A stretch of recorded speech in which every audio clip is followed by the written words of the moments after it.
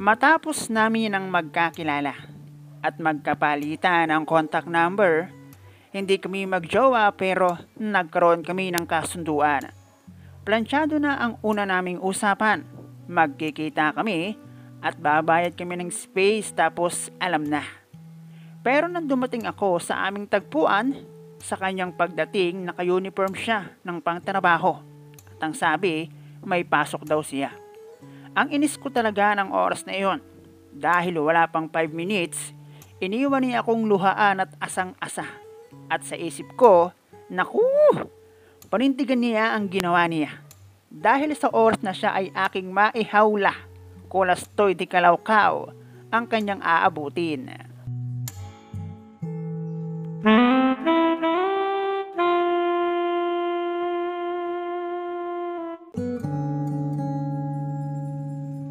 Alas 4 pa lang ng umaga, gumayak na ako para kumuha ng isa sa mga importanteng requirements para sa paghahanap ng trabaho.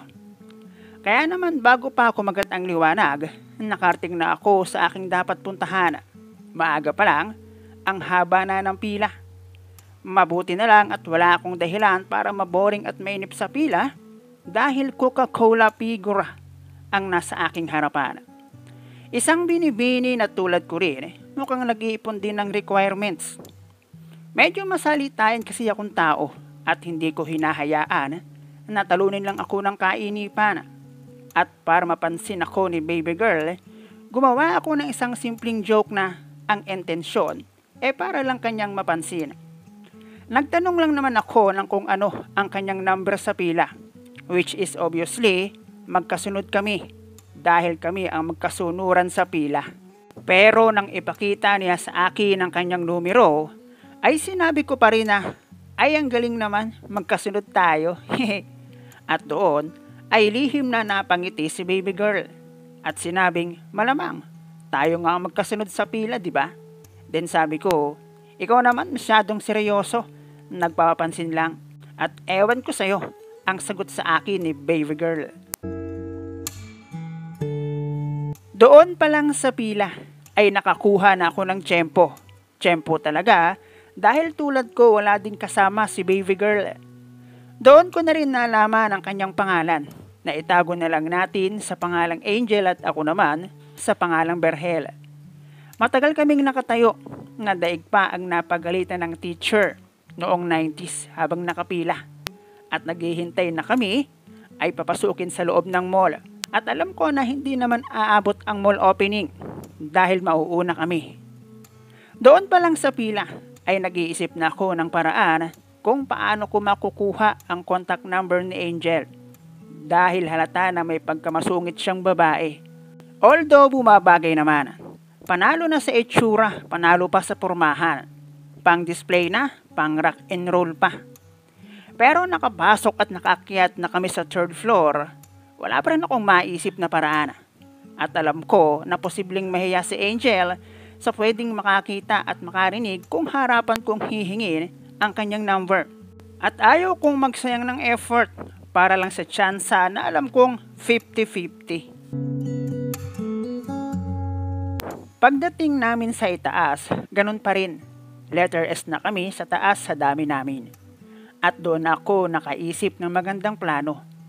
Maaga kong umalis sa bahay at kapilang ang aking ininom at naisip ko ang mag-agahan muna.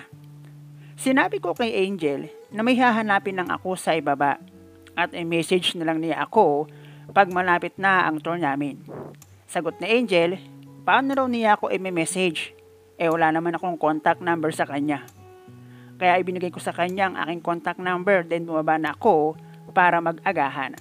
Habang nag-aalmusal ako, sa isip ko, hindi ako aakyat hanggat hindi nagme-message sa akin si Angel.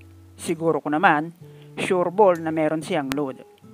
Matagal din ako naghintay, medyo nakakainip din at sa isip ko, para makabawi naman ako kay Angel. Ililibre ko na lang siya ng tanghalian. Hanggang sa ayun nga, at napangisi na lang ako nang wala sa oras. Nabasa ko kasi ang isang message mula sa unregistered number sa aking cellphone. At ang sabi, Hoy Manong, malapit na tayo. Ganon kasimple ko nakuha ang number ni Angel.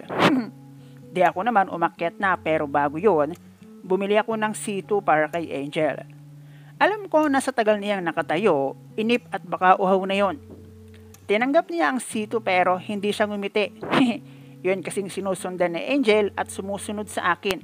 Mukhang magkasama. Kaya walang nakausap si Angel nang umalis ako. At dumating ang isa sa mahabang paghihintay matapos ang proseso, ang releasing.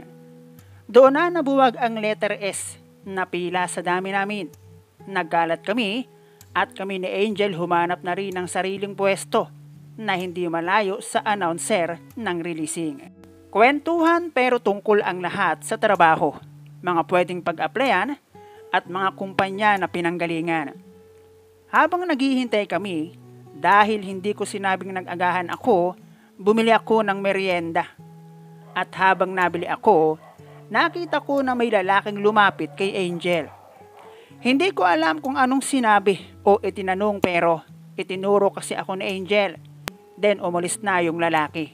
At nang bumalik ako, nagtanong raw kung meron siyang kasama at ako ang kanyang itinuro.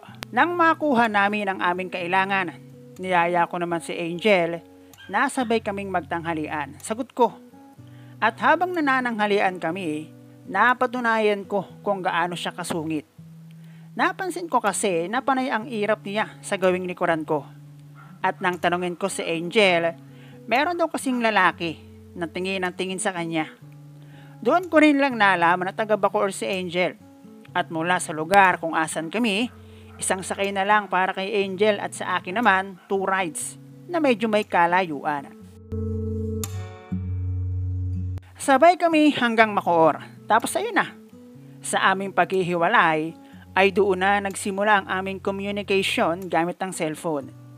Hindi naman sa hindi nagre-reply. Sipag din mag-message ni Angel. Kaya lang kung minsan madalas pa nga ay ang hirap niyang kausap sa cellphone. Para lang naman siyang laging may dalaw at altukin. Pero aminin natin o hindi, ang lahat ay mayroong kahinaan o kiliti, ika nga ng mga veterano. Sa iba't ibang klase ng kaparaanan at si Angel ay nasa makabulastugang pananalita ang kahinaan. Marahil nagbibigay iyon ng paalala o maaaring meron siyang isang masaya at hindi malilimutang sandali pag sinasabi ko ang salitang trip ko ang mga inang mani, next ka na. Simula lang kami ay magkasabay sa pagkuha ng requirements. Si Angel ay walang nasabi sa akin na meron na siyang trabaho, while ako naman waiting na for deployment. At nalaman ko na lang na meron ng trabaho si Angel noong magkasundo kami na magkita. Babayad kami ng lugar tapos alam na. Lagi ko siyang hinaharot at sa isip ko mahilig dahil hindi naman kami magjowa pero okay sa kanya. Pero ang lahat pala ay isang prank dahil si Angel prankster din pala na siyang nagpabaga ng aking 4030 na makina. Planchado na ang lahat at magkikita na kami ni Angel. Ang totoo, dahil sigurado na akong mapapadigma, nag-ready talaga ako. Wala kasi sa isip ko na kulastoy, din palang kausap si Angel. Lalo't kami ay nagkita, nagkasama at nagkakwentuhan na rin ng mahabang oras. Dahil noong dumating ako sa aming meeting place, naka-uniform si Angel ng pangtrabaho at meron daw siyang pasok. Walang 5 minutes ay iniwan niya akong luhaan at asang-asa. Langya talaga. Nadaig pa ang naluging palaka ng oras na iyon. At sa isip ko, naku, may araw ka rin sa akin. Para lang naman akong toro na anytime willing to fight. Pero hindi ako nagpahalata kay Angel. Wala akong masamang sinabi at sabi ko pa, okay lang, may pasok ka pala. At ako naman ay usok ang ilong na umuwi sa aking nirerentahang bahay. Simula noon, sinubukan ko si Angel dahil the next following days ay hindi ako nag-message sa kanya. Itinigil ko ang halos araw-araw na ginagawa kong pagme-message at I'm sure namiss niya ang bagay na merong nag-aalala para sa kanya. Isang makulit na tulad ni Berhel. Dahil siya, nagme-message sa akin, hindi ako nagre-reply. Habang si Angel may pag-miss call pa. Hanggang sa kanyang sabihin, babawi na lang raw siya. Nag-reply ako nang sabihin niyang babawi siya at ang sabi ko, makikita niya lang ako kung siya mismo ang pupunta kung saan ako nagre-renta ng bahay. Sa isip ko, malabo pa sa sabaw ng pusit na magpunta si Angel sa bahay. Kahit pa nagtanong siya sa akin kung kailan ba siya pwedeng magpunta. Sa isip ko, baka isa na namang prank iyon. Pero at least, hindi ako umalis ng bahay. 2009, iyon kung hindi ako nagkakamali. Dahil last company ko iyon tapos papas ko at marami kami sa boarding house. 7 kami sa bahay at kung minsan 8. Kung minsan kasi mayroong tropa ng aking mga kasama ang nakikitulog. Ako kasi, singit lang sa kanila pero pare-pareho kami ng probinsya kaya ayun, kasing bilis ng kidlat ang aming pagkakasundo. Ang totoo niyan, naging sakit nila ako ng ulo dahil sa pag-uwi ko ng madaling araw ng linggo at yun ay nagsimula ng maging baby ko si baby girl. Bago dumating ang Pasko at bagong taon, alam ko na ako lang ang maiiwan sa boarding house at sinabi ko kay Angel na 23 December to 3 January ay ako lang ang nasa boarding house. Sinabi sa akin ni Angel na 31 daw siya pupunta. Take note, dahil hapon pa lang nasa boarding house na siya. Sagot ko naman, maniniwala lang ako sa kanya kung darating talaga siya. At nang dumating ang December 31, hindi ko itatanggi na excited ako. Kahit ang totoo, 99% diskumpiyado ako sa mga sinabi ni Angel. Bukod doon, hindi pa rin naman kami magjowa. Liban na lang sa may isang bagay kaming napagkakasunduan. Alam niyo na yon. Iba talaga ang hila ng kalokohan ang usapan. Bukod sa 99% akong diskumpiyado, simula nang sumikat ang araw ng December 31 ay walang Angel ang nagme-message sa akin at sa isip ko, paasa talaga tong si Kulasa. Sinabi ko naman sa kanya kung saan siya bababa sakaling magpunta siya at mismong tapat iyon ng iskinita ng aking boarding house. Hanggang sa bago mag alas 5 ng hapon, ang senaryo kung saan dinilit ko na ang number ni Angel at handa na kung siya'y kalimutan. Nakatanggap ako ng message na pamilyar para sa akin at ang sabi, Manong, andito na ako. Sunduin mo na ako, bilis. Kung totoo, di ba?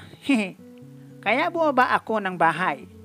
Ikalawang palapag kasi yung sa amin at sa terrace pa lang, nakita ko na si Angel. Pero hindi pa rin ako nagpakampante.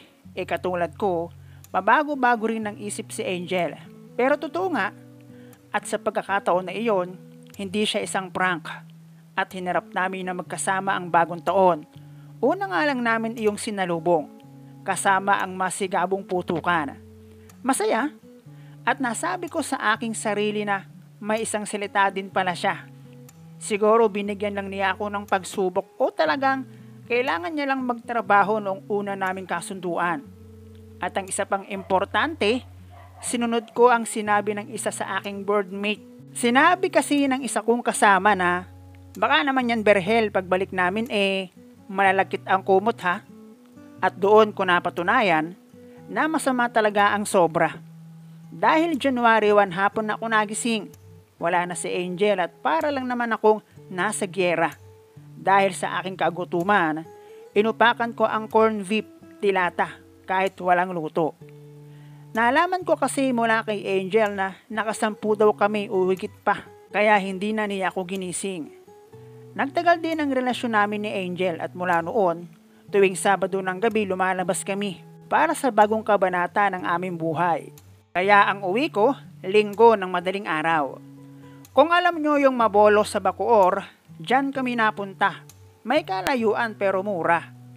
Parang gusto ko nang maniwala na kung ano ang ginagawa mo noong sumapit ang bagong taon, isang taon mangyayari. Para kasing totoo. Dati kasi wala pang FB. Contact number lang talaga. At ang huling convo namin ni Angel, nasa Bacoor na ulit siya. May 3 o 4 kasing pangyayari na pinuntahan ko siya sa boarding house. Natoon kasi na siya lang ang naiwan.